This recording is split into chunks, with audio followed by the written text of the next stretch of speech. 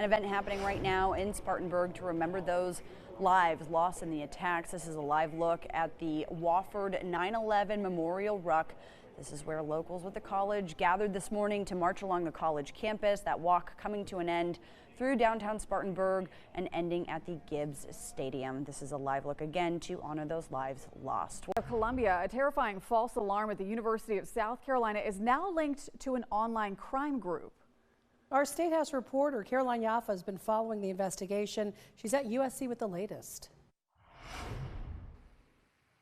I'm standing outside Thomas Cooper Library, where just 2 weeks ago students panicked, thinking there was an active shooter on campus. Officials now say the call was a targeted hoax. The incident happened on August 24th, just after the start of classes. Someone called 911, claiming there was a shooter near the library. The campus was locked down. Students ran for cover, but police found no threat. I spoke with a student just hours after the alert. We all got funneled to essentially the upstairs, found a little backspace, like barricaded ourselves in. South Carolina's Attorney General Alan Wilson says the call came from a group called Purgatory, linked to another online network known as 764. It is happening all over the country at other universities and colleges. It's happening in high schools. This is not, unique to South Carolina or unique to college campuses. But again, this is a phenomenon that I do not understand, and most rational people do not understand this type of conduct. When you have a group that doesn't have a codified, real clear agenda, and their goal so far seems to be causing chaos, they were successful. They caused chaos. A.G. Wilson says these groups are actively trying to recruit young people to join their group and help with these hoaxes. These people are very good at identifying teenagers who feel marginalized, ostracized. They feel like outsiders in society. They probably even have some type of mental illness or issue that they're struggling with. They identify these people early. They groom them over time, and then eventually they talk them into doing this type of activity online. The more that they include more people in their group, they open themselves up to detection. So hopefully they do get caught, apprehended, and this gets stopped, because it can lead to death and serious injury. Experts say tracking these groups through digital footprints will be key to making arrests. Findings seem to suggest this is some sort of a organized, technologically advanced group. So you would require the skills of investigators who are tech savvy, who can start to infiltrate what these calls are doing. The AG and USC say the investigation is ongoing. In Columbia, I'm Caroline Jaffa. A.G. Wilson says these groups are actively trying to recruit young people to join and help with the hoaxes. So if you think your child might be at risk for this or shows any warning signs, check out our article on WSPA.com. We've got resources there that may help you and your child. The coroner says advances in DNA technology have allowed them to finally identify a woman who was found dead in 2011. 7 News' Ripley Simone breaks down what led to this major breakthrough. The Spartanburg County coroner says the woman's remains were found by teenagers back in 2011. Authorities referred to her as Miss Startex because that's where she was found. At that time, forensic teams determined the woman was between 40 and 55 years old. Spartanburg County coroner Rusty Clevenger says in April of this year, with the help of the DNA Doe Project, they were able to identify Miss Startex as Jolene Lynn White of Cowpens. He says after years of no matches in a national database, genealogy science helped lead them to the breakthrough. This is the first time we've undertaken the genealogy side of it, and quite frankly, we probably wouldn't even be here today had it not been for the efforts of these folks. Rebecca Summerhalder with the DNA Doe Project says their technology matches genetic profiles to family members entered into family tree DNA. Over the years of research, the team built a family tree that grew to nearly 50,000 persons. Then in April of this year, a new DNA match appeared on the FTDNA database, and this match made the critical link that allowed the team to identify the biological parents of Ms. Startex. Officials believe White went missing in 2003, but she wasn't reported as missing, which slowed down the initial process. Rick Ellis, a cold case investigator with the Spartanburg County Coroner's Office, told White's mother about finding her daughter's remains, and he says it was a mix of emotions. She, even after that period of time, had a hope that her daughter was going to come walking in the door. And I just took all that hope away from her. Did I offer her closure? I did. She knows where her daughter is. She knows circumstances of her passing. The case has been ruled as a homicide and is now under investigation by the Spartanburg County Sheriff's Office. In Startex, Ripley Simone, 7 News.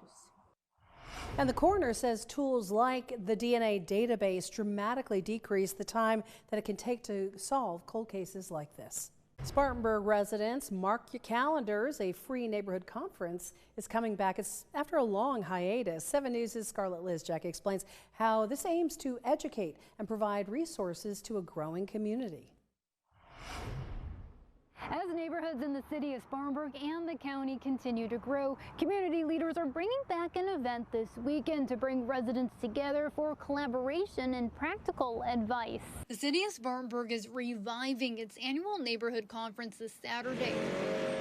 A free one-day event designed to empower residents with knowledge to tackle issues that can pop up in everyday life. This is an opportunity for residents to come and gather information that's very relevant to them and their community. We have educational components to it, information that they need concerning their daily lives. The event is in partnership with Spartanburg County. Attendees will dive into 6 sessions covering a variety of different topics. And the sessions will have things like concerning code enforcement, home maintenance, and one that's very popular is about wheels and airs.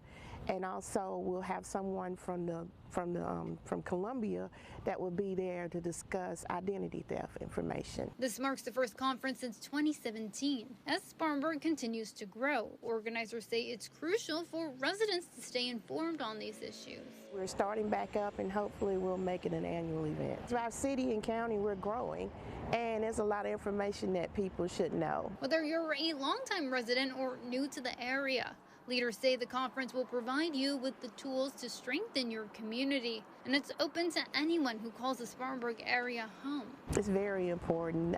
It's best to know this information, as I said, like firsthand information will help you. A lot of times people don't know where they should be directed to or who they should seek out. So this is an opportunity for people to come and learn. In Spartanburg, Scarlett Lizjak, 7 News. The event will be held at the SEC downtown campus. It's on East Kennedy Street, in case you don't know. The conference kicks off at 7:30. They have a breakfast. Online registration ended, but leaders say you can register at the door on Saturday. Crews working to restore Lake Lure plan to have it open to the public by next summer.